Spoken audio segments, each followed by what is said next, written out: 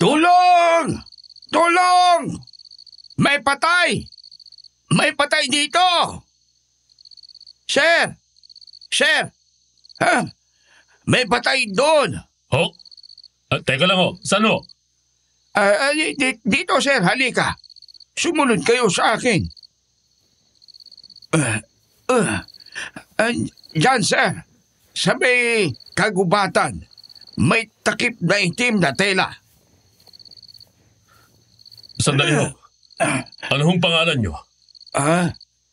Mateo. Sige ho, Mang Mateo. Ako na hong bahala rito. Huwag kayong lalapit. Dumiretso na ho muna kayo sa barangay. Hintayin niyo ako doon para sa questioning. Sige, sir. Humakbang ako palapit sa malapad na telang nakalatag sa madamong bahagi ng gubat.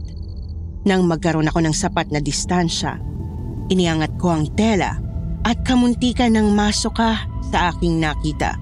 Isang matandang babae. Tirik ang mga mata, wakwak ang tiyan na parabang pinaglaruan. Sa unang tingin pa lang alam kong wala na itong laman loob.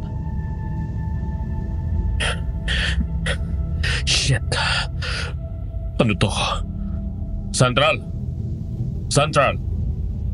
This is Officer Ignacio. May na-recover akong katawan ng matandang babae. Confirm. DOA. Kailangan ko ng backup at soko. Uulitin ko.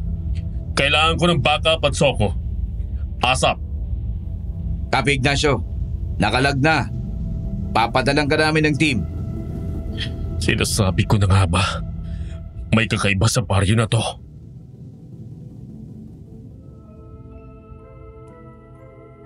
Magandang araw po, Miss Anne. Ako nga po pala si Gabriel.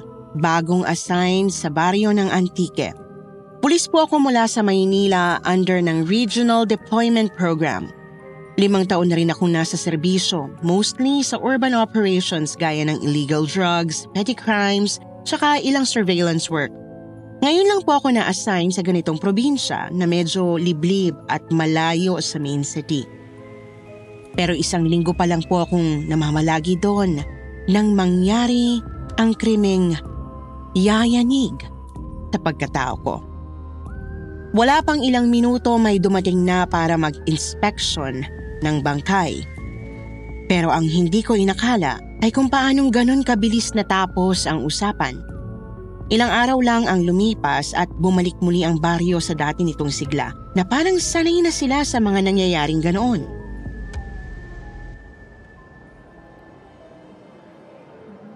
Ay, Gabriel! Gabriel! Nako, ikaw nga! Ako ito! Anak ng pisa ng lola mo sa tuhod! Ikaw na gayon ano? Opo, ako nga. Kumusta po, Aling Daling? Ay, nako, eto! Nagtitinda pa rin ng isda. Ikaw, abay pulis ka na raw. Tingnan mo nga naman sa dinami-rami ng lugar. Dito ka pa talaga na destino sa baryo namin. Pero mabuti na rin naman at nagkita tayo. Sabik na ang mga tao sa bagong mukha rito. Hoy, Maring Daling! Yan ba yung sinasabi mo kamag-anak mo? Ay, oo, ito na nga. Si Gabriel, bagong pulis, galing pa ng Maynila. Tingnan mo naman ang lahi namin, kumare. Talagang mga gwapo at matatangkad. Sige ho, maulan na ho ako. Teka, sandali. Parinig ka at bibigyan kita nitong tuna. Bagong hango lamang to, anak. Sariwang-sariwa. Hindi na ho. Ano ka ba naman, anak? Sige na. Tanggapin mo na. Ang tagal ko rin hindi nakakita ng kamag-anak. Pagbigyan mo na ako. Kayo ho ang bahala. Aling Daling, ano na naman ho yan?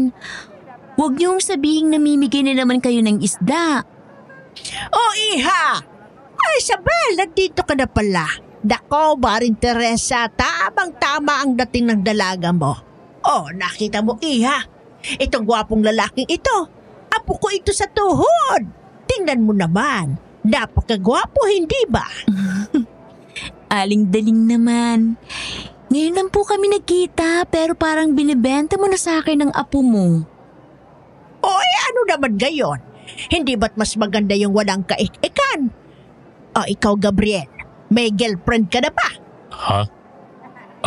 Wala po. Oo, ayan! Naku, Sabel, ang swerte mo. Taga Maynila, matino, gwapo, tapos pulis pa. Aling Daling, tama na ho yan. Puro talaga kayo kalokohan. Sus naman. O Gabriel, libre ka ba mamaya? Dumaan ka sa bahay ha. Ipagluluto kita ng ginataang bilo-bilo. Nandun din si Sabel. Sakto. Sige ho. Baka po makadaan. Aling Daling, grabe naman ho kayo. Baka isipin niya, ina-ambush natin siya. Ano? Ay basta wag kang malilate mamaya ha. Aling Teresa, nandito na ho ang napakisig na manliligaw ng anak niyong si Sabel. Nandito na naman tong kumag na to. O ano?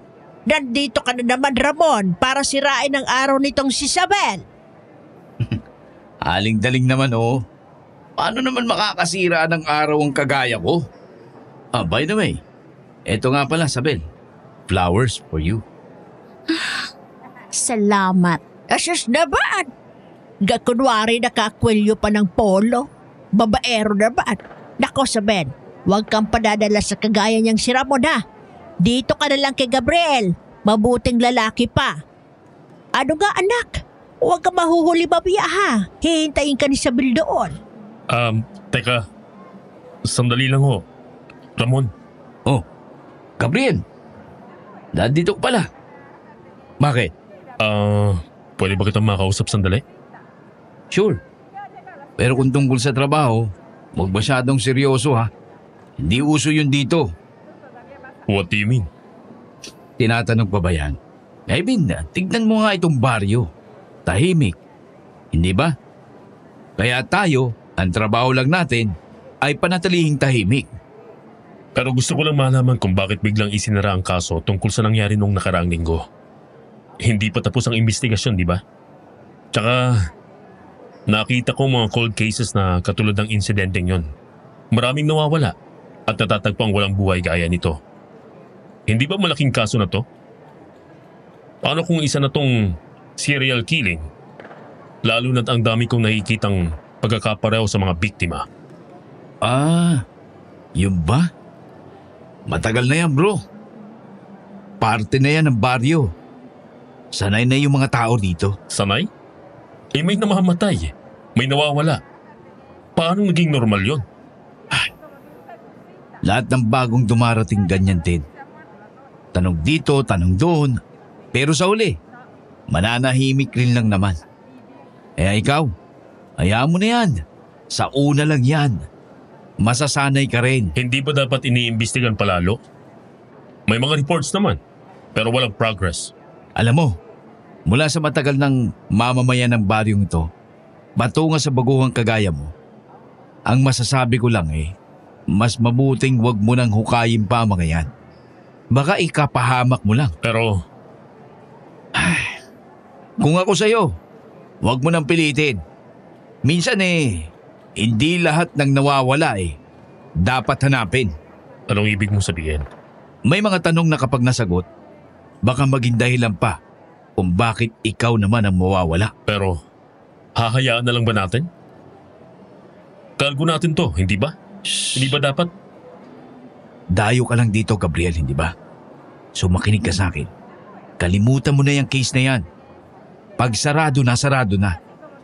Huwag mo nang buksan pa. At saka, huwag kang umaaligid kay Isabel. Dahil bago-bago mo pa lang. Pero sikat ka na agad sa mga dalaga rito sa baryo. Naiwan ako. Malalim na napabuntong hininga na lang sa sinabi niya. Hinayaan ko na rin siyang bumalik kina Sabel habang ako naman ay nagpatuloy sa paglalakad palabas ng palengke. Magandang araw sa iyo, sir. Ay, magandang araw ho, Mang Mateo. Kumusta ho kayo? Eto. Ayos naman, sir. Mang Mateo, tamang-tama at nasa lubong ko kayo. May tatanong lang ho sana ako. Ano yon, sir? Bale, may alam ho kaya kayo sa kung anong nangyayari sa baryong to? Naalaman ko ho kasi na hindi ito ang unang kaso na may nakitang biktima kagaya ng nakita nyo. Pero parang lahat ay kinalimutan na lang. Parang walang nangyari. Ay, nako, sir. Wala ho akong alam. Kahit ako naman ho ay natatakot din. Pero nananahimik na lang kami para hindi kami madamay. Ano ho bang ibig niyong sabihin, Mang Mateo? Dati kasi, sir, may lalaking nag-uusisa rin tungkol dito. Pero ilang araw lang ang lumipas. Natagpuang patay. Kagaya rin ng mga unang bangkay ang naging lagay. Kaya kami mas minabuti na lang na manahimik at wag nang makialam. Ganun ho ba? Sige ho. Salamat ho sa oras niyo, Mang Mateo. Sige po, sir. Magandang araw ho uli. Dalawang tao na ang nagsabing wag ko nang buhayin pa ang kaso. Pero habang tumatagal, lalo lang napupuno ng kuryosidad ang utak ko. Dahil doon natagpuan ko na lang ang aking sarili na tinatahak ang masukal na daan pabalik sa pwesto kung saan natagpuan ang bangkay. Masyadong masukal at tago ang spot na to. Kung dito mismo naganap ang krimen, malaki ang oras na kakailanganin para ibaon pang biktima. Pero parang iniwan lang basta. Kung sinadya tong ipakita para manakot, hindi dapat sa ganitong tago at masukal na lugar. Kainis. Napakagulo. Teka lang. May tao. Nilingon ko ang buong paligid at sinundan ang boses na yon. Tahimik ang buong kapaligiran. Tanging mga yabag ko lang ang maririnig. Hindi ko na malaya na malayo na palang narating ko. Hanggang sa mula sa kalayuan, namataan ko ang pinagmumulan ng ingay. Isang babaeng masayang nakikipaglaro sa kanyang puting kabayo habang nakalubog ang mga binti sa malakas na agos ng tubig. Halika na nga, Kalinaw. Liliguan na kita. Ba, talagang makulit ka ha? Pumarito ka na nga. Napakapasaway mo namang kabayo ka. Halika dito, liliguan na kita. Ang baho mo. Ay, kabayo. Pasensya na. Nagulat kita. Ano kasi, miss? Masyadong liblib ang tinatambayan mo. Delikado ngayon ang gubat na to. Baka mapahama ka.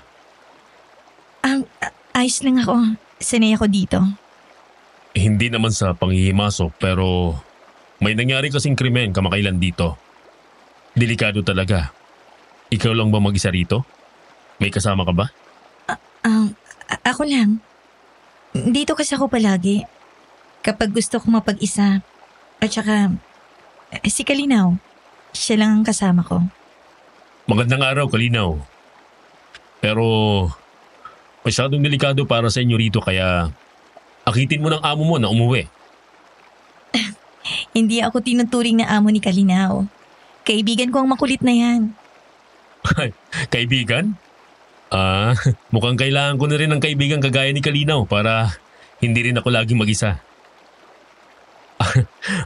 Biro lang. Pasensya na, sir. Akala ko kukunin mo na si Kalinaw eh. Hindi. Masyado kayatang maganda para palungkutin. Sorry. Pasensya ka na sa mga pinagsasabi ko. Siguro dala lang ng dami ng iniisip ko kanina. Okay lang naman, sir. Wala rin akong masyado nakakausap dito. Kaya minsan, nakakapanibago rin pag may ibang tao. Ako nga pala si Mirabel. Gabriel, bagong salta sa baryo. Nice to meet you, Gabriel. Nice to meet you too. Nga pala, saan ka sa baryo nakatira? Parang hindi kita napapansin doon. Malayo sa sentro ang bahay ko. Mas gusto ko kasing tahimik at malapit sa kalikasan. Hindi ko alam kung anong meron sa kanya. Pero sa dami ng tanong ko tungkol sa baryo, ngayon lang ako natigilan. Para bang sa isang saglit na wala ang lahat ng bigat na pasan ko. Gusto mo bang hawakan si Kalinaw? Huwag kang mag-alala, maamo yan. Pilyo lang talaga minsan pero mabait siya. Pwede ba? Oo naman, hindi siya mapili. Halika. Salamat. Inabot ko ang leeg ni Kalinaw. Mainit at matatag ang kabayong puti. Parang may sariling katahimikan na ibinibigay habang hawak ko siya. Sa unang subok ko, hindi man lang siya umatras. Hindi rin nag-alinlangan. Sa halip, parang kusa pa siyang lumapit. Gusto ka niya. Mukha nga eh. Hindi man lang siya tumatanging hawakan ko. Siguro kasi malalim din ang iniisip mo. Si Kalinaw kasi para siyang tao. Nararamdaman niya pag malungkot ako o pag kailangan ko siya. Hindi man siya nagsasalita. Pero para bang lagi siyang nandyan. Tahimik lang, pero naiintindihan ka. Buti pang isang kabayo. Marunong makiramdam. Samantala ang mga tao sa baryong to, mas gusto pang maging manhid. Ganun ba? Paano mo naman nasabi? Hindi na normal ang mga krimeng nangyayari dito. Pero ang mga tao, mas gusto nilang kalimutan at huwag pansinin na parang wala na lang nangyari. Sinubukan mo na bang kausapin sila? Tanungin kung bakit? Oo, pero hindi ko sila maintindihan. Para bang takot silang magsalita. Mas pinipili nilang manahimik dahil ang sabi nila, basta hindi ka nakikialam, hindi ka madadamay. Pero paano naman yung mga naging biktima na ang pamilya? Hindi mo naman makokontrol kung anong mas mahalaga sa ibang tao. Minsan, importante sa'yo to, pero sa iba, hindi sapat para isugal ang tahimik nilang buhay. Kung sa bagay, may punto ka. Nga pala Mirabel, mukhang aware ka sa mga nangyayari ha. Mabuti yan, lalo na't mahilig ka palang mag-ikot sa mga ganitong lugar. Oo. Kahit nananahimik ang mga tao sa katotohanan, hindi mo naman mapipigilan ang balita na kumalat. Tama ka. Napatingin ako sa kabayong si Kalinaw na tahimik pa rin nakatayo sa tabi ni Mirabel. Hindi ko mapigilang mapangiti. Maganda si Mirabel, yung gandang hindi mo agad mapapansin kung hindi mo tititigan ng matagal. Simple lang siya, walang kaarte-arte sa katawan. Nakasuot ng puting long sleeves at malambot na paldang itim na ngayon ay dikit na sa binti niya dahil sa pagkakabasa sa ilog.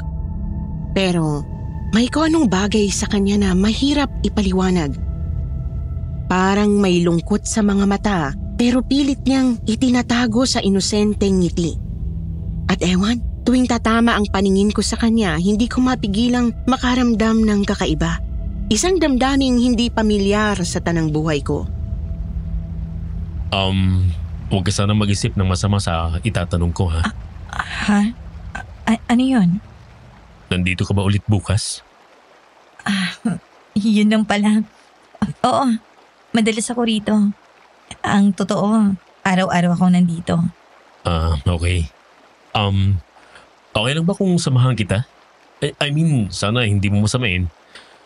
Gusto ko lang ding makasama si Kalinaw. Kung okay lang sa'yo. Oo naman. Mukhang gusto ka rin ni Kalinaw eh. Itinago ko ang gumagapang ng ngiti nang pumayag siya.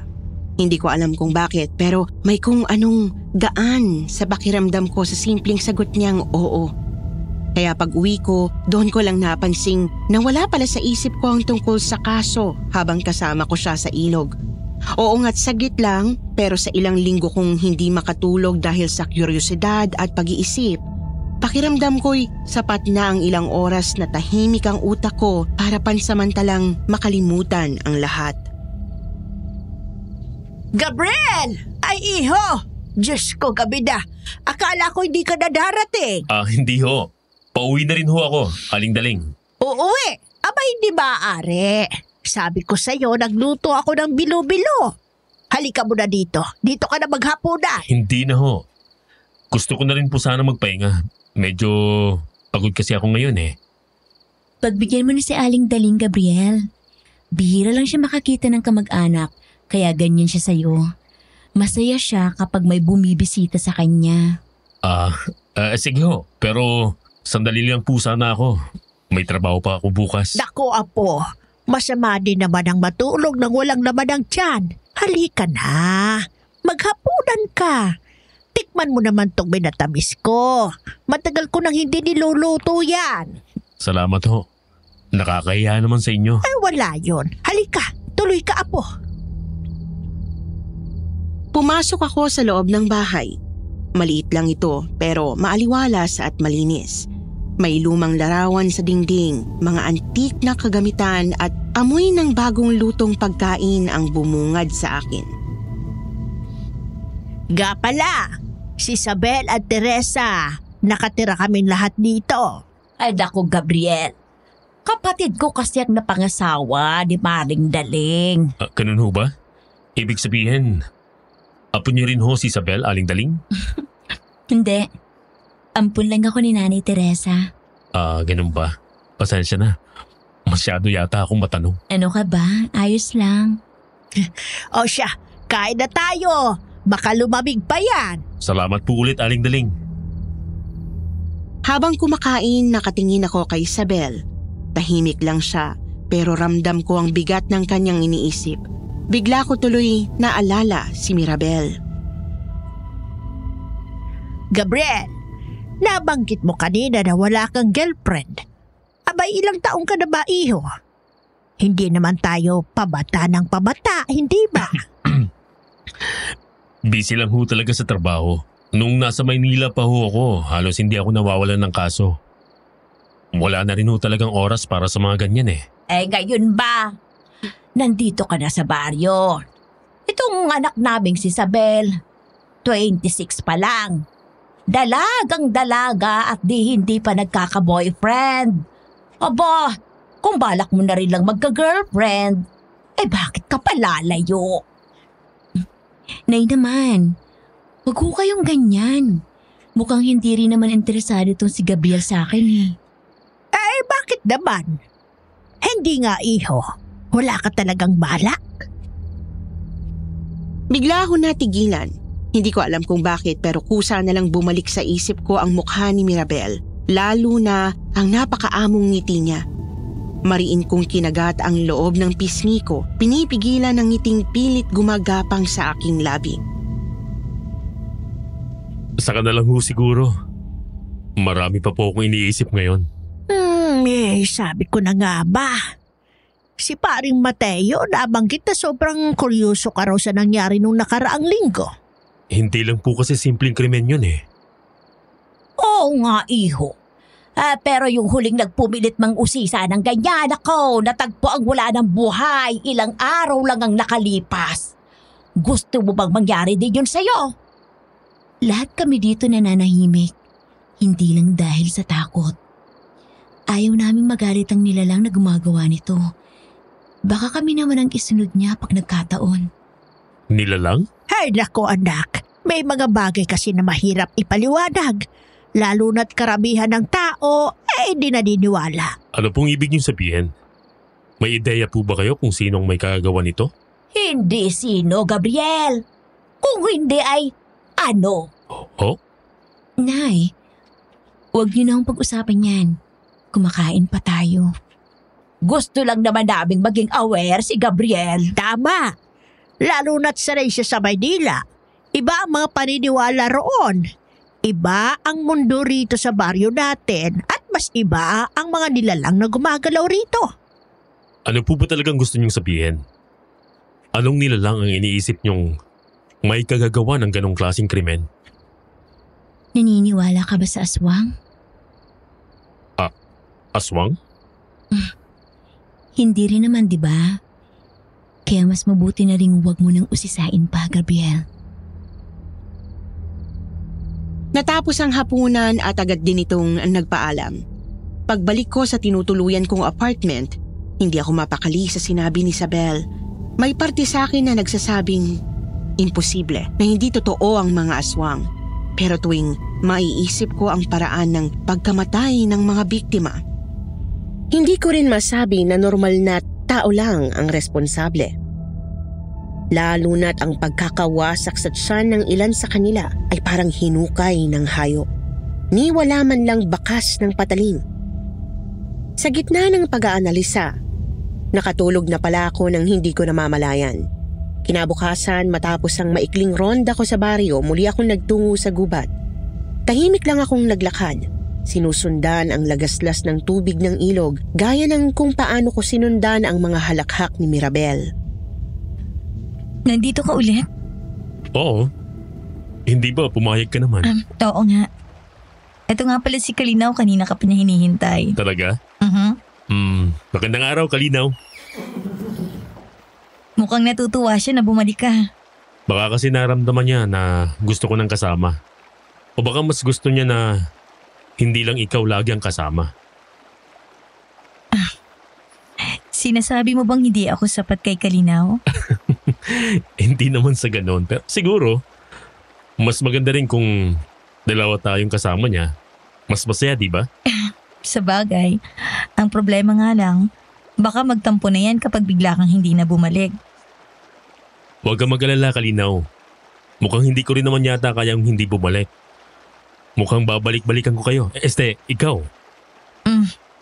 Mahilig ka nga pala talaga sa katahimikan, no? Sa bagay, sino ba namang hindi?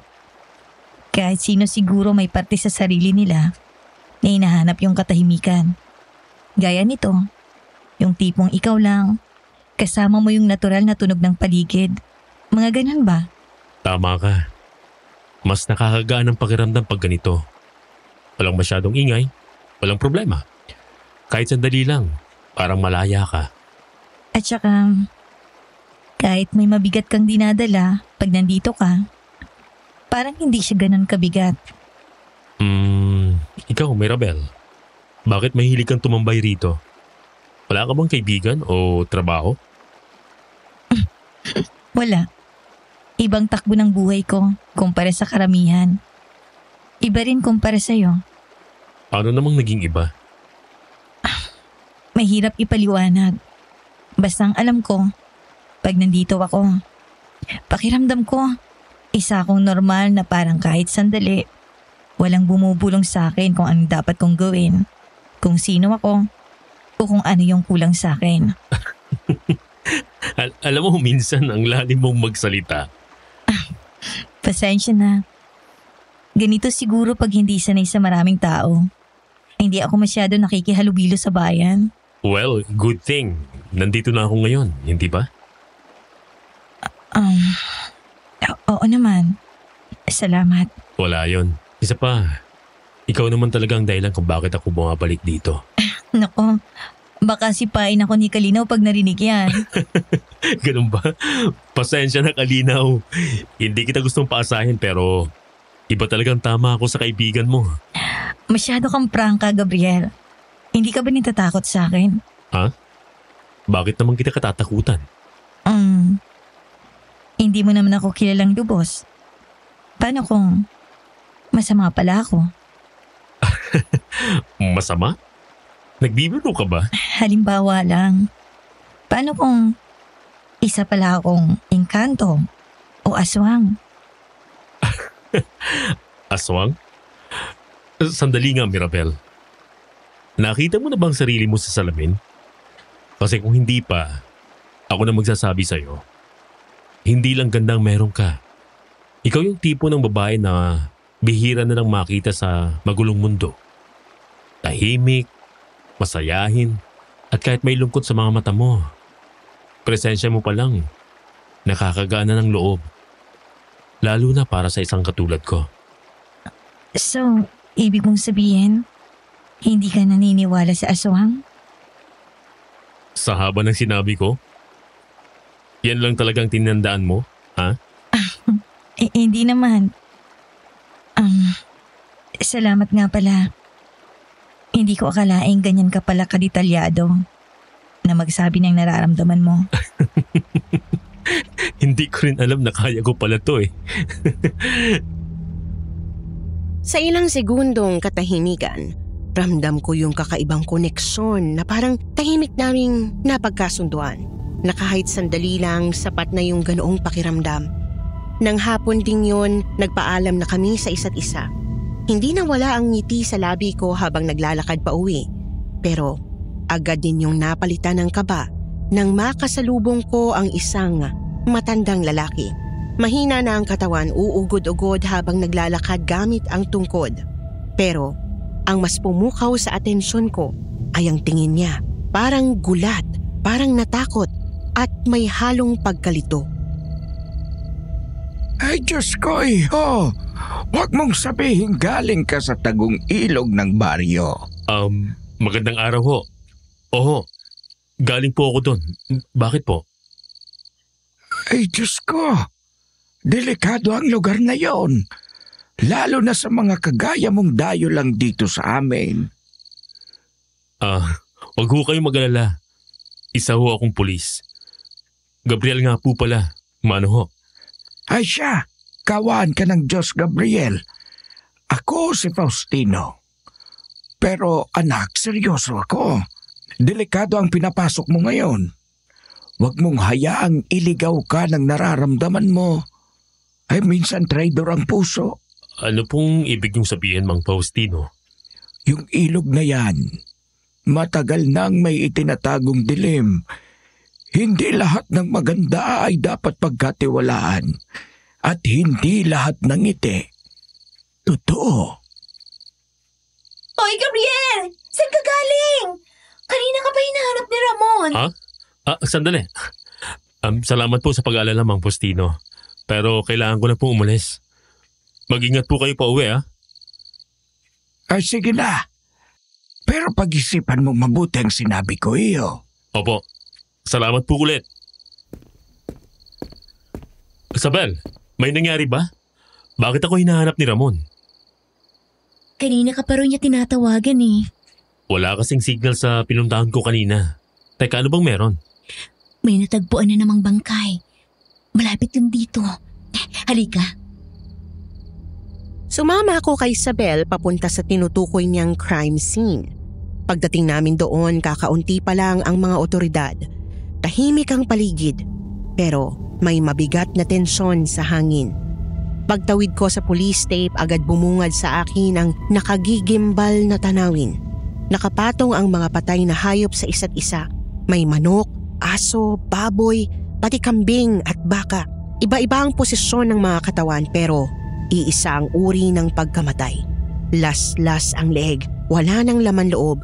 Ang mas nakapagtataka, parang pinaglaruan pa ang mga katawan. Durog-durog ang ilang bahagi ng laman at halos hindi mo na makilala ang itsura ng bawat hayop. Gabriel, saan ka ba nagsusuot? Kanina pa kita tinatawagan. Pasensya na, Ramon. Walang signal dun sa pinuntahan ko kanina. Teka, ano bang nangyari dito? Di yan. Kung anong klaseng kamabuyan na naman to.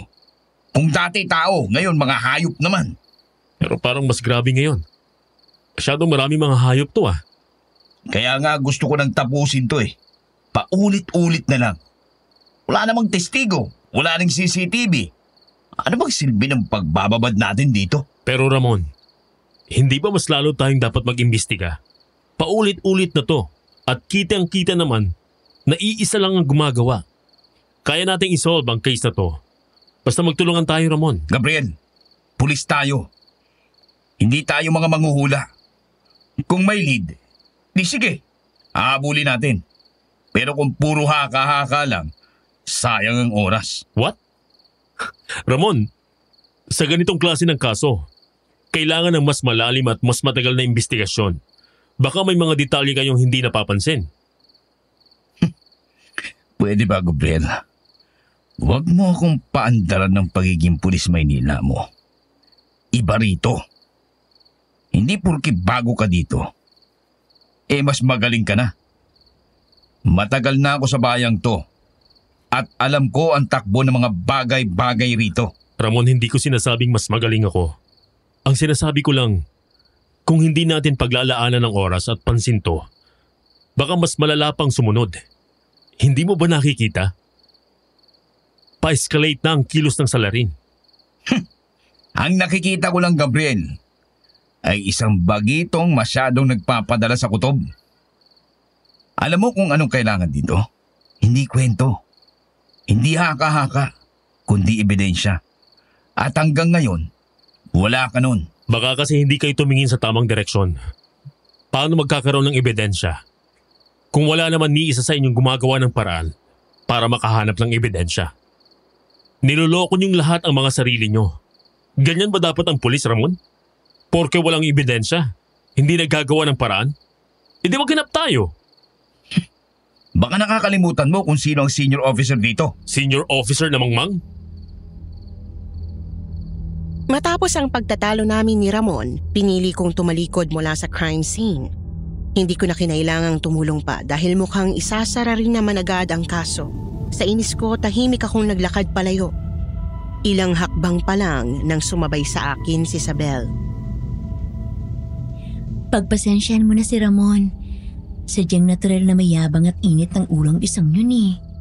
Pero alam mo, mas mabuti na rin siguro kung huwag ka nang masyadong makailam sa mga nangyayari. Marami na akong nakilala rito, Gabriel. Mga dayo rin kagaya mo. Gusto rin nilang malaman ang totoo. Pero sa huli, napapahamak lang talaga. Sinasabi ko lang to kasi mahalaga sa akin si Aling Daling. At alam kong hindi kanya basta kamag-anak lang. Alam kong gusto rin niyang mapalapit sa'yo. Kaya kung ako sa'yo, umiwas ka na lang muna. Alam ko naman yun, Sabel. Nakikita ko sa mga mata ng tao dito yung takot, yung pag-iwas. Hindi ko sila masisisi. Pero hindi rin kasi ako pwedeng pumikit sa mga nangyayari.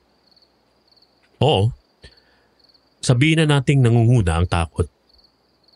Pero paano kung yung susunod na biktima, kamag-anak mo na, kaibigan mo, o ikaw? Hindi ko intensyon na magpastig dito. Pero may nangyayaring masama. At kung wala akong gagawin, mas lalo tong hindi titigil. Pero Gabriel... Teka lang, Sabel. Di ba may nabanggit ka sa akin tungkol sa mga aswang? Naniniwala ka ba talaga dun? Oo. Totoo sila, Gabriel. Alam kong mahirap paniwalaan, lalo na sa'yo. Pero sa mga baryong tago na kagaya rito, hindi na nakakagulat kung may mga bagay na hindi kayang ipaliwanag ng siyensya. Gusto kong mas maintindihan. Kailangan ko makakuha pa ng sapat na ideya tungkol sa mga aswang, Sabel. Matutulungan mo ba ako? Pasensya na, Gabriel. Hindi ko talaga inaalam ang mga ganyan. Pero kung talagang gusto mong malaman, tanungin mo si Mang Faustino. Yung matandang nakausap mo kanina, siya ang may pinakamaraming alam sa mga nilalang na yon. Ang alam ko, dati siyang albularyo. Ganun ba? Sige, salamat, Sabel. Mauna na ako. Mabilis akong tumakbo pabalik sa kalsadang huling nilikuan ni Mang Faustino. Hindi naman ako nahirapang hanapin ang lugar dahil nasa bungad lamang ng kakahuyan ang kanyang kubo. Mula sa malayo pa lang, kita ko na ang mga anting-anting at pangontrang nakasabit sa pintuan at gilid ng bintana. May mga palaspas, tuyong dahon ng saging, balat ng ahas at mga pulseras na gawa sa pulang sinulid at mutya ng nyog. Tao po? Mang Faustino? Si Gabriel ho ito. Tao po? Gabriel, anong ginagawa mo rito ng ganitong oras? Pasensya na ho kung nakaistorbo ko.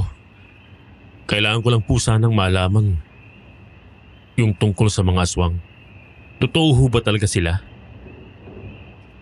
Oh, pumasok ka. Salamat po.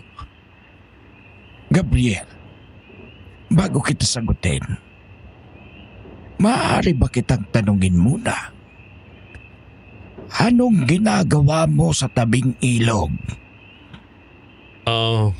Wala naman ho. Tahimik kasi ron. Kaya madalas ako doon tumambay. Ay, hindi ako nagkamali sa unang tingin ko sa iyo, Gabriel. Mabigat ang dala mong layunin, pero delikado ang tinatapakan mong landas. Lalo na't isa kang pulis. Alam mong hindi basta-basta ang mga nangyayari sa kagubatang yon. Alam ko. Sana nga alam mo ang pinapasok mo, iyo. Ay, bueno. Ano maitutulong ko sa iyo? Nabanggit ho kasi sa akin, Isabel, na kayo raw po ay may alam tungkol sa mga aswang. Tama yon. Dati akong albularyo. Pero matagal ko na rin tinalikuran yan. Hindi na gaya ng dati ang lakas ko. At saka, napapagod na rin akong humarap sa mga nilalang na wala ni katiting na awa sa tao. Naiintindihan ko. Pero, pwede niyo ho ba akong tulungan? Gusto ko lang malaman. Paano ba ang karaniwang paraan ng pag-atake ng mga aswang? Paano nila pinapatay ang biktima? Hindi basta-basta ang mga aswang, Gabriel. Iba-iba ang uri nila. May marurupok, may matitibay, may nakakatakot sa gabi. At may kayang maglakad sa ilalim ng araw na parang karaniwang tao. Pero isang bagay ang pare-pareho. Kapag umatake sila, hindi lang basta dugo ang kinukuha. Inaabot nila ang bituka, atay, puso, yung mga lamang loob na mainit-init pa. Parang hayop kung manira. Hinihila palabas, hindi lang basta sinusugatan, kundi winawasak. Ganon din ang nakita ko sa mga biktima. Hindi yan gawa ng tao, Gabriel. At kung hindi ka mag-iingat, baka balang araw, ikaw na ang isunod. Malalim akong humugot ng hininga. Pagkatapos ay bumuo ng tahimik na konklusyon sa isipan at tuluyang nagpaalam kay Mang Faustino. Kinabukasan muli akong bumalik sa ilog at gaya ng inaasahan, naroon na si Mirabel. Malambing niyang hinahagod ang ulo ni Kalinaw na nakapatong sa kanyang hita. Hindi ko rin mapigilang mapansin kung gaano kaganda ang pagkakalapat ng puting bestida sa katawan ni Mirabel. Manipis ang mga tirante nito, may bahagyang laso na nakatali sa likod ng kanyang baywang at ang laylayan ay lampas lang ng kaunti sa tuhod. Kalinaw, paano kung umiibig na pala ako? Posible ba yun? Mukhang may tumututol sa'yo, Mirabel. Gabriel, nandyan ka na pala.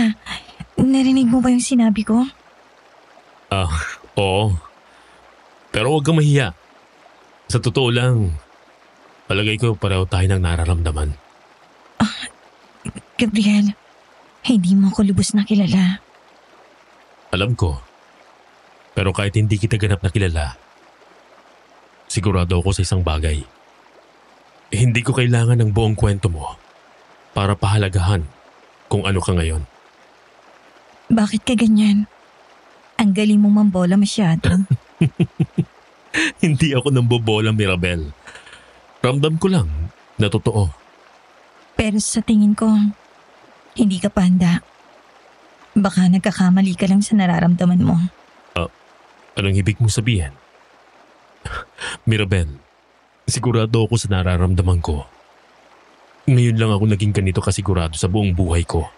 Sandali, Gabriel. Masyado pang mabilis ang lahat. Subukan mong lumayo sa akin kahit ilang araw. Damhin mo kung totoo ba talaga yan. Huwag ka munang padalos-dalos. May kaso kang hinahawakan ngayon, hindi ba? Ituon mo munang atensyon mo ron. Ano? Pero Mirabel, kaya ko naman pagsabayin eh. Hindi ko naman kailangan mamili. At saka, malapit ko na matapos ang kasong to. Tungkol nga pala sa sinabi mo kahapon. Yung tungkol sa aswang. Lumapit na ako kay Mang Faustino. Inalam ko pa ang tungkol sa kanila. Ibig mong sabihin, naniniwala ka na may aswang? What? Hindi ganun. Pero malakas ang kutob ko. Pinag-aralan ko na rin to noon. May mga kaso ng tao na may kondisyon sa pag-iisip. Nagsasagawa sila ng mga karumal-dumal na bagay. Pero naniniwala silang sila'y ibang nilalang. Iniisip nilang aswang sila. Kahit totoo namang hindi. So, ang ibig mong sabihin, baliw lang ang gumagawa ng lahat ng to? Sira ang ulo? At akala lang niya isa siyang aswang, ganun ba? Oo, Mirabel. Hindi totoo ang aswang. Maniwala ka sa akin. Mariresolve ako rin to. Malapit na. Teka. Umiiyak ka ba? Wala to. Uuwi na muna ako. Masama lang ang pakiramdam ko. Mirabel, sandali lang. May nangyayari ba? Mirabel! Mabilis siyang naglakad papalayo, ni hindi man lang lumingon. Para bang sa isang iglap, may pader na itinayo sa pagitan naming dalawa. Bumalik ang bigat sa dibdib ko at dala ng inis, sinipa ko ang mga batong nasa harapan ko. Pero kinabukasan lang, isang panibagong trahedya na naman ang sumalubong sa akin. Ay, Diyos ko! Galit ang aswang! Nagagalit ang aswang sa atin! Diyos ko! Pati mga bata, pinapatay niya na! Ano bang nangyayari? Ay bakit ganito ng baryo natin? Ay siyatahan na Maring Daling. Ay baka lalo ka pang atakihin yan sa puso. Sa isang bahagi ng kagubatan, isang batang lalaki ang natagpuang wala ng buhay. Hanggang ngayon hindi pa rin matukoy ang kanyang pagkakakilanlan. Wakwak ang tiyan, wala na ang mga laman loob at mas lalong nakakagimbal na wala rin ang kanyang ulo. Gabriel, masyado nang delikado dito sa baryo. Ang mabuti pa siguro isama ko na si Nanay at si Aling Daling papunta ng Maynila. Ikaw, baka gusto mo sumama sa amin. Ako nang bahala sa sarili ko, Sabel. Kung anong palagay mong tama, sundin mo. Huwag mo akong alalahanin. Pero, hindi ba mas mabuti kung magsama-sama tayo? Pamilya ka ni Aling Daling at pamilya ka na rin sa amin. Kailangan nating mag-ingat ngayon. Sabel, hindi ako aalis. Hindi habang ganito pa rin ang lagay ng baryo na to. Hindi ako uuwi hanggat hindi ko nalalaman kung sino o ano ang gumagawa nito. Pero Gabriel... Pasensya na. Please, sabihin mo na lang kay Aling Daling na huwag siya mag-alala. Pero ito, kailangan matapos ko to. Gabriel! Halika rito! Tingnan mo to! Sandali lang, Sabel. Sige, mag-iingat ka, Gabriel. Ano yan, Ramon? Binatagpo ang kaming damit. Malapit lang sa lugar. Heto, tignan mo. Bestidang puti. Sira-sira. May mga bakas pa ng dugo. Biglang nanlamig ang bato ko sa narinig. Dahan-dahan kong kinuha ang sealed evidence bag mula kay Ramon. Nang ibuka ko yon, agad na bumigat ang dibdib ko. Isa nga itong puting bestida. Manipis ang terante. May laso sa likod ng bewang. May bahid ng dugo at mga punit. Mirabel? Ano? May sinasabi ka ba? Ramon, si Mirabel. Palagay ko, nasa panganib si Mirabel. Mirabel? Teka, sinong Mirabel? Si Mirabel. Hindi mo ba siya kilala? Ha? Teka, basta, hanapin natin siya. Sabihin mo sa timbaka. Gabriel, walang Mirabel sa baryong to. Ano? Maliit lang ang baryo, Gabriel. Kilala ko lahat ng kababaihan dito. At kung babae nga si Mirabel, imposibleng hindi rin siya kilala ni Ramon. Pero, hindi. Baka hindi nyo lang siya napapansin. Tahimik siya. Bihirang lumabas, maganda at... Maganda? Imposible. Lahat ng maganda sa baryo na to, kabisado ng utak ko, no? Pero, sandali lang. Aalis muna ako.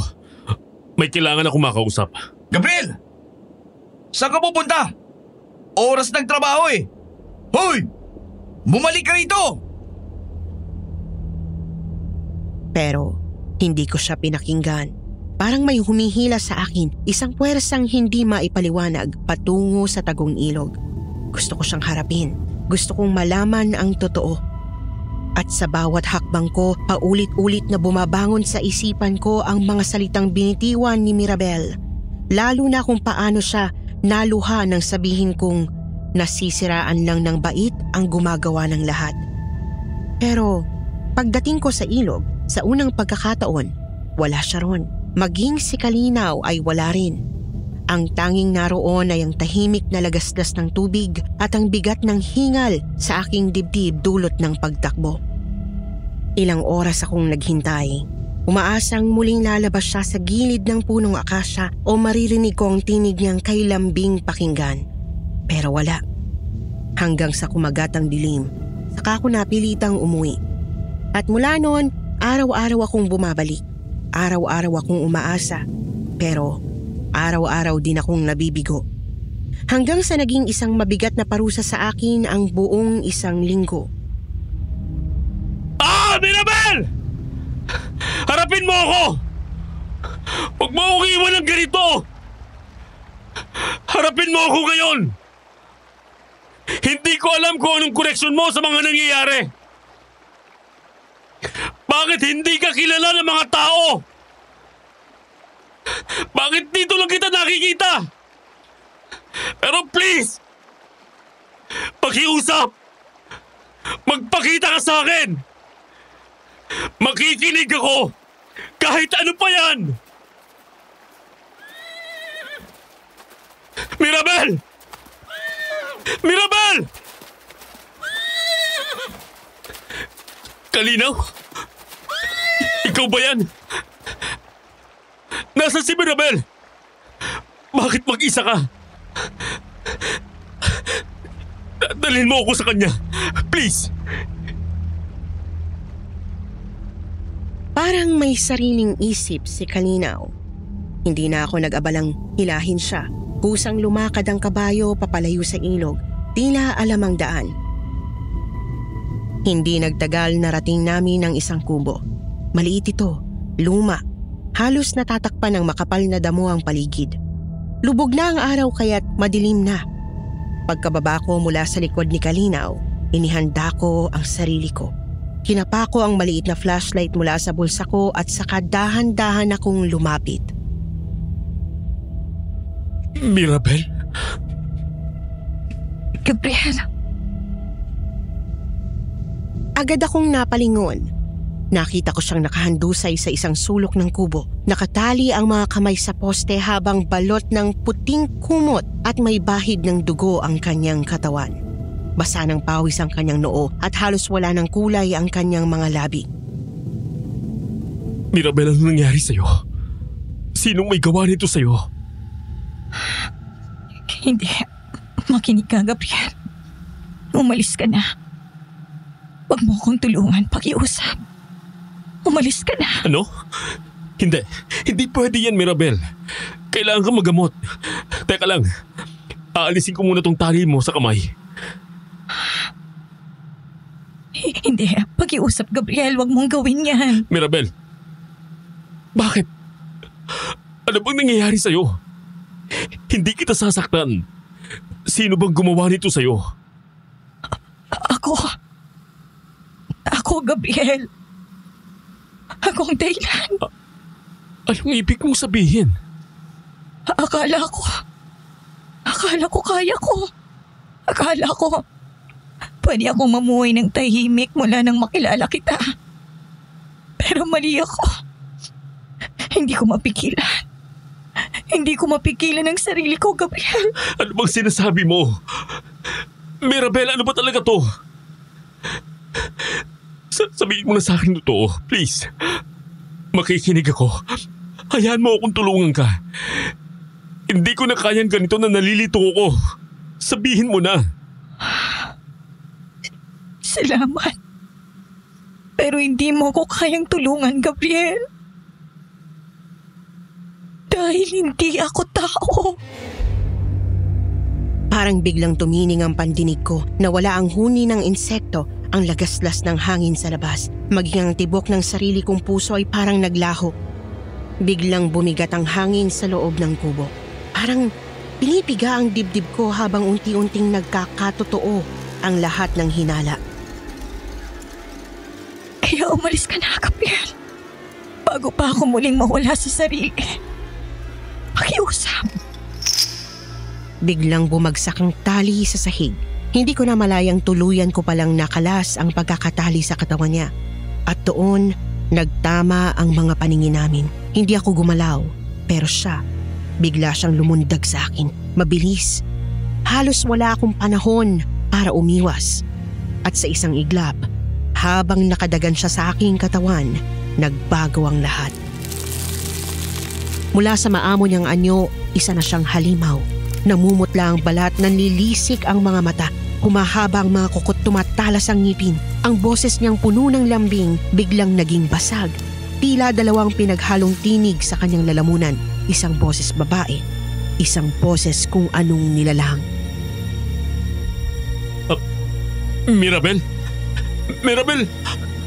Anong nangyayari sa'yo? Pero hindi siya sumagot. Saglit na nagtama ulit ang mga mata namin. At sa panandaliang yon, nakita ko ang lungkot o takot o pagkasuklam sa sarili. Tapos bigla siyang umurong, parang isang hayop na nahuli sa sariling anyo, tila nahiya sa kanyang amo.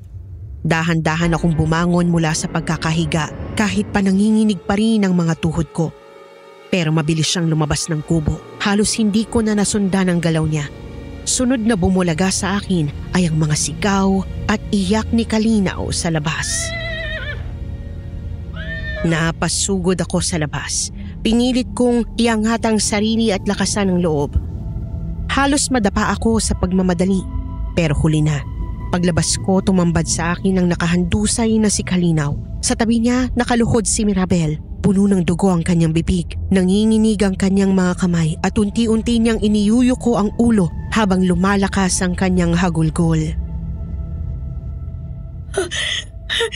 Hindi ko sinasadya, Kalinaw. Hindi ko sinasadya. Mirabel, tama na.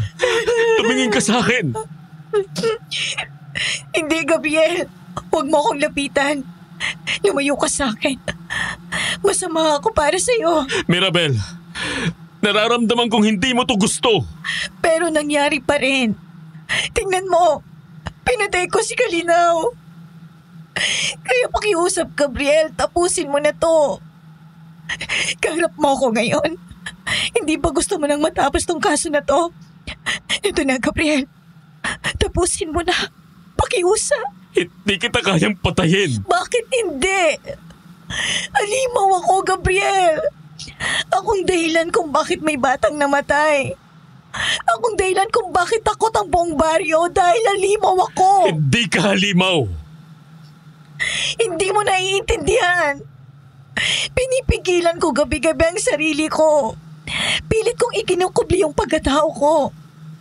Yung bagay sa loob ko. Pero kapag dumating ng gutom, nawawala ako. Nawawalan ako ng kontrol. Kaya nga tutulungan kita. Tulungan? Paano? Paano mo tutulungan ang isang tulad ko? Anong kaya mong gawin, Gabriela? Sabihin mo. Ano? Hindi ko alam. Pero isa lang ang sigurado ko. Hindi kita kayang patayin. Mahal kita.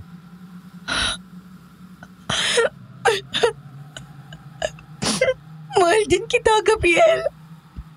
Pero hindi ko kakayanin kung ang una at tanging lalaking minahal ko, yung nagparamdam sa akin na normal akong tao kahit saglit, ay ako pang kikitil ng buhay.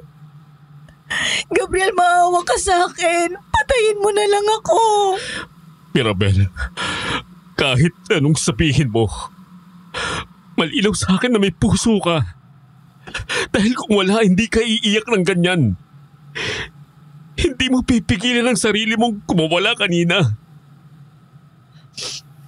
Gabriel, Sana hindi na lang kita minahal. Pero minahal mo ko.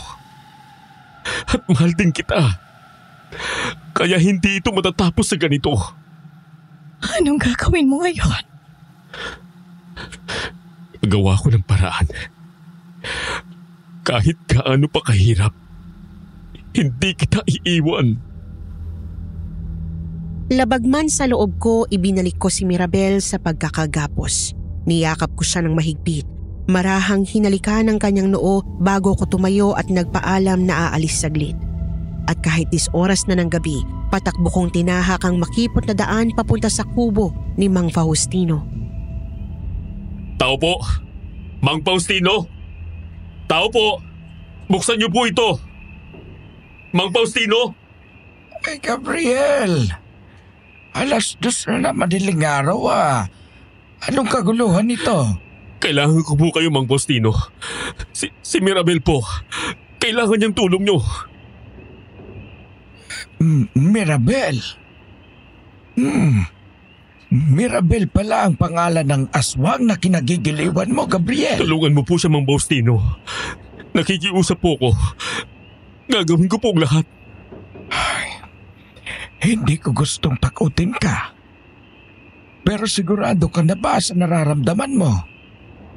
Tandaan mo, ang mga sumpang kagaya nito ay laging may kapalit. Sigurado po ako. Mahal na mahal ko po si Mirabel, Mang Faustino. Hindi niya dapat nararanasan to. Mabait siya, mabuti siya. Hanggat hindi tinatamaan ng gutom. Tama ba? Pero pinipigilan yun. Nakita ko mismo kung paano siya lumalaban. Hindi niya ginustong nangyari sa kanya, Mang Faustino. Lahat ng nilalang na may sumpa, lumalaban sa una. Pero darating ang oras, kahit anong pagpipigil, babalik at babalik ang uhaw. Kaya kung gagawin natin ito, dapat buo ang loob mo.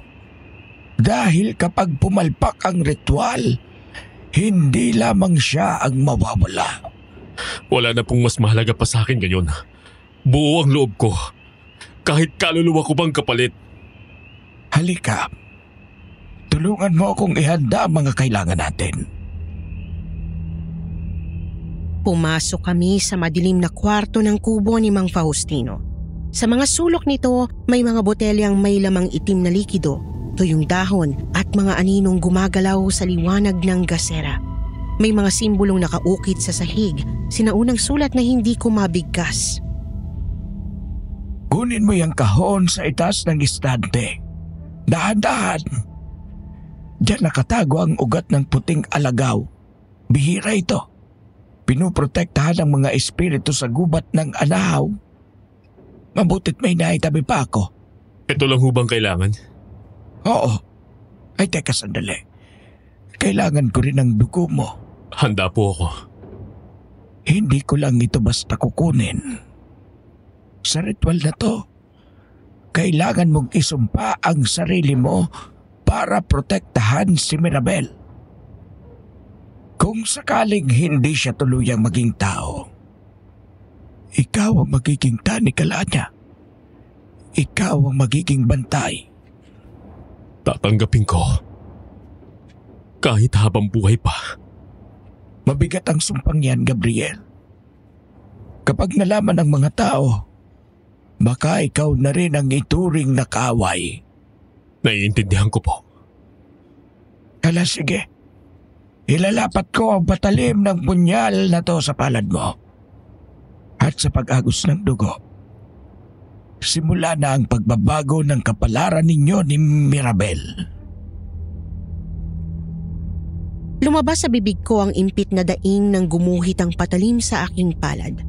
Si Mang Faustino naman ay mabilis na isinahod ang maliit na babasaging bote sa dugo. Nang mapuno ito, agad niyang binalutan ng gasa ang sugat ko. Hindi na kami nag-aksaya ng oras. Magkasabay kaming tumakbo pabalik sa kubo ni Mirabel. At pagdating namin doon, nakahandusay pa rin siya sa sulok. Wala na ang dating alab sa mga mata. Halos parang isa na lamang siyang aninong inaagawan ng hininga. Mirabel! Mirabel, nandito na kami! Makinig ka! Matutulungan ka na ni Mang Faustino. Wala na siyang lakas.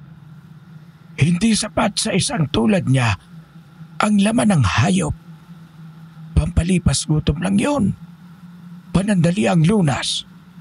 Kung hindi natin sisimulan ngayon, baka siya pa mismo ang lumapas sa atin.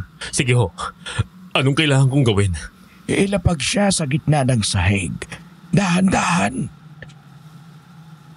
Iikot ko ang asin at pulbos ng alagaw. Hindi siya pwedeng magising habang nasa gitna ng ritual. Igapos mo pa rin siya para kung sakaling magising siya, ay handa tayo. Sige po. Buhat-buhat ko siyang iniangat. Ramdam kong init ng katawan niya, ang bigat ng bawat hininga. Tila ba bawat segundo, unti-unting nauupos ang buhay sa loob niya. Nang mailapag ko siya sa gitna ng sahig, agad kumilo si Mang Faustino. Inikot niya ang asin at pulbos, saka sinindihan ang 4 na kandilang itim sa bawat sulok ng bilog. Espiritu ng hangin, lupa, apoy at tubig. Narito ang anak ng gabi. Humihingi ng kalayaan sa kanyang sumpa. Gabriel, anong ginagawa niyo? Mirabel, tutulungan ka ni Mang Faustino. Saglit na lang. Magtiwala ka sa akin. Pero masakit, Gabriel. Mainit ang loob ko. Parang sinusunog ako. Ang dugong inalay ay saksi. Ang pusong tumanggap. Siyang magiging tanikala ng nilalang na ito. Sa ngalan ng liwanag at ng sinaunang lupa, putulin na ang sumpa. Mirabel, nandito lang ako. Gabriel, ayoko na. Masakit. Hawakan mo siya. Kapag nakawala siya sa bilog, habang hindi pa tapos ang ritual, babalik siya sa pagiging halimaw magpakailanman. Nararamdaman kong nanginginig ang katawan niya. Pero sa ilalim ng lahat ng yon, alam kong tinitiis din niya ang sakit para sa kagustuhan niyang maging tao. Pero hindi nagtagal. Isang malakas na sigaw mula sa labas ng kubo ang yumanig sa katahimikan ng ritual. Gabriel! Huli ka na! Ilabas mo na ang tinatago mong aswang! Sandali. Nandito si Ramon. Paanong nalaman nila? Malamang ay nasundan nila tayo kanina. Pero huwag kang lalabas. Ikaw ang kahinaan ni Mirabel. Hindi mo gugustuhin makita siya ng mga tao sa ganitong kalagayan. Opo. Sige na. Wala na tayong oras. Gabriel, natatakot ako. Nandito lang ako, Mirabel. Hindi kita pababayaan. Gabriel! Ilabas mo siya ngayon din! O papasukin ka namin dyan! Gabriel, lumabas ka dyan! Ano ba itong ginagawa mo? Lumabas ka habang hindi pa nalalaman ng buong baryo. Baka madamay ka pa sa gagawin nila. Umalis na kayo! Hayaan niyo na ako dito! Hindi niyo naiintindihan! Gabriel, huwag mong gawin to. Lumabas ka na dyan bago pa mahuli ang lahat. Bilisan na natin, Mang Faustino. Sa ngalan ng sinaunang batas, pinapatupad ko ang karapatang magsagawa ng paglilinis ng kaluluwa. Kung sino mang humadlang ay lalaban sa mga sinaunang espiritu at mapapasa. Hindi na natapos ni Mang Faustino ang orasyon. Isang putok ng baril ang umalingaw-ngaw kasabay ng pagbukas ng pinto. Napatigil ang lahat. Lahat ng tunog ay parang huminto hanggang sa maramdaman ko ang mainit na hapdi sa aking tiyan. Gabriel! Gabriel! Gabriel! Anak ng... Gabriel! Oh, Diyos ko! Gabriel! Narinig ko ang mga yabag ng mga taong nagkakagulo sa labas. Pero wala na akong ibang maramdaman kundi ang panginginig ng kamay ni Mirabel na pilit tinatakpan ng sugat sa tiyan ko. Gabriel, wag. Huwag mo akong iiwan. Hindi ko to kaya pakiusap. Mirabel, huwag kang bumitaw. Hindi ako aalis. Dito lang ako. Tapusin mong ritual. Gawin mo yun para sa sarili mo. Hindi pa huli. Hawakan mo siya. Mirabel, ilapat mo ang palad mo sa sugat niya. Dalihin mo ang lakas niya. Pero hindi ko kayang gawin yun nang hindi ko siya masasaktan. Wala ka ng pagpipilian, bata. Kung talagang gusto mong maging tao, iligtas mo ang taong minamahal mo. Sa gitna ng kaguluhan, ng sigawan sa labas, ng hapdi sa aking katawan, tanging tinig ni Mirabel at init ng palad niyang nakadikit sa sugat ko ang unti-unting humigop sa huling lakas ko. Pero biglang nagbago ang lahat. Nag-iba ang temperatura sa paligid, lumamig ang hangin, at sa isang iglap, naramdaman kong nanginginig ang kamay ni Mirabel hanggang sa pumikit siya ng mariin at nagbagong anyo. Bumalik sa pagiging aswang at walang kahirap-hirap na nakataka sa pagkakagapos ko. Mang Faustino, anong nangyayari? Gabriel, bumangon ka. Galit siya. Hindi niya napigilan ang sarili. Delikado sila sa Bel. Ano? Bakit? Anong ibig mong... Tumindig si Mirabel, nakayuko, humihingal ng malalim. Unti-unting tumutulo ang dugo sa gilid ng kanyang bibig. Ang mga kuko niya ay humaba at ang mga mata ay mapupula. Umalis kayo. Lahat kayo. Bago ko pa kayo. Mirabel! Makinig ka. Ako ito. Ako to si Gabriel. Gabriel, huwag kang lalapit! Hindi na siya ang kausap mo ngayon! Halimaw! Gabriel, halika. Umalis na tayo. Ramon, patayin mo yung halimaw na yan. Ano ka ba? Oo! Hindi! Hindi niyo siya kilala! Hindi siya halimaw! Hindi siya halimaw! Bitawan mo ako! Sabel! Tumama ang mga bala sa dingding ng kubo. Ilang pulgada lang ang layo sa likod ni Mirabel. Muling nag-angat ng ulo si Mirabel. Sa isang iglap, tumilapon si Ramon palabas ng kubo. Halimaw! Takbo! Sa ngalan ng mga sinaunang espiritu, tumigil ka! Balikan mo ang iyong anyo! Sa utos ng liwanag, pag-aani ng bigat ng iyong pagkatao! Nagliyab ang bilog sa lupa. Sa paanan ni Mirabel parang may humigop sa kanya pababa. Napaatras siya, nag-iiyak, nanginginig. Hanggang sa tuluyang binitiwan si Isabel at tumilapon sa lupa. Gabriel, ayoko na. Hindi ko na kaya. Mirabel, nandito lang ako. Hindi kita iiwan. Inuulit ko, sa ngalan ng mga sinaunang espiritu, tumigil ka. Balikan mo ang iyong anyo. Sa utos ng liwanag, pag-aani ng bigat ng iyong pagkatao.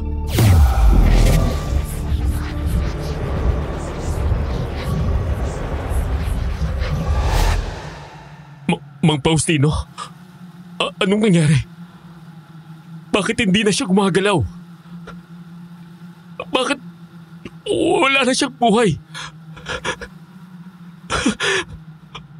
Anong nangyari? Mirabel! Mirabel! Gabriel, anak, kailangan natin siyang pigilan. Kung hindi, marami pang mamamatay. Hindi mo to sinabi.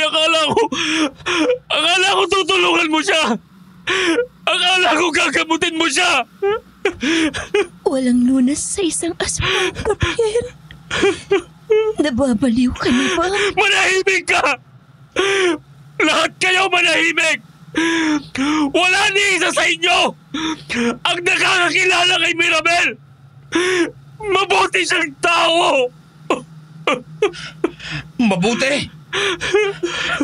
Tignan mo nga to, Gabriel! Ganito ba ang gawa ng isang mabuti? Isa siyang halimaw! Tama na yan, Gabriel. Kami ang pamilya mo, hindi ang halimaw na yon. Ginawa ko ang lahat. Pero masyado nang huli, Gabriel. Ubos na ang lakas niya. Ginamit niya lahat para labanan ang sarili. Hindi pwede ito. Mirabel, sinabi ko sa'yo, gagawa ko ng paraan. Hindi ba sabi ko, hindi kita iiwan. Mirabel, tignan mo ako, Mirabel. Pakiusap. Kahit isang beses pa. Gabriel, kailangan na nating umalis. Hindi ligtas dito. Magsisimula nang dumating ang mga tao sa baryo. Hindi ako aalis nang hindi ko siya kasama. Gabriel, katawan ng halimaw ang nandyan. Hindi mo dito mahanap si Mirabel. Makinig ka sa akin. Hindi ako sumagot. Nakatingin lang ako sa mga mata ni Mang Faustino. Mga matang puno ng lungkot at pag-unawa. Nang lumapit si Isabel, hindi ako tumutol. Hinayaan kong ilayo niya ako mula sa halimaw na anyo ni Mirabel. Gaya ng inaasahan, mabilis na kumalat ang balita. Isang aswang daw ang tinuksa ng isang albularyo. At dahil kay Isabel, hindi na Dawit ang pangalan ko. Pero hindi ko alam kung ikakatuwa ko yon o isa na namang alaala ang kailangan kong itikom habang buhay. Aling Daling, kalahating kilo nga ako nitong tuna. Abay, narito na pala ang paborito kong bagong suki. Abay, oo naman, sadali lang ha at paghihiwa kita. Ay, gaano ba kalaki ang gusto mo, iha? Yung sakto lang ho para sa isa lang. Ay siya, akong bahala sa'yo. Lumapit ako. Hindi alintana ang bigat sa dibdib. Sa bawat hakbang para akong nilulunod ng tibok ng puso ko. Hindi sa kaba, kundi sa pag-asang baka totoo ang milagro. Mirabel? Mirabel, ikaw nga? Pasensya na ho. Magkakilala po ba tayo? Ako to. Si Gabriel. Hindi mo ba ako naaalala? Gabriel? Paumanhin ho talaga. Ako po si Mirabel. Pero mas sanay akong tinatawag na Bel. Bago lang po ako rito sa bayan. May kailangan po ba kayo? Ito na bang tinutukoy ni Mang Faustino na kapalit? Po? Wala yun. Pasensya na. Napagkamalan lang kitang kakilala ko dati. Nice to meet you nga pala. Nice to meet you rin po. Dito na po nagtatapos ang kwento ko, Miss Anne. Hindi man niya ako naaalala noong sa wakas ay naging ganap na siyang tao, hindi ko sinayang ang pagkakataon para makilala siyang muli. Ang alam lang ni Mirabel ay nagkasakit siya noon at nawala ng alaala. Nakalimutan niya ang lahat, pati ang pagiging nilalang na kinatatakutan ng marami. At para sa akin, sapat na yon. Dahil kung kapalit ng lahat ng pagdurusa niya ay isang bagong simula, bakit ko pa kailangang sirain? Ngayon, may 2 na kaming anak ni Mirabel at tahimik kaming namumuhay dito sa Maynila. Simple lang ang buhay pero masaya dahil kasama ko siya araw-araw. At kahit ilang taon na ang lumipas, kailanman ay hindi ko inisip na ibalik pa ang alaala niya sa madilim niyang nakaraan. Dahil para sa akin, sapat na ang minahal ko siya noon bilang isang halimaw at mahal ko pa rin siya hanggang ngayon bilang isang tao.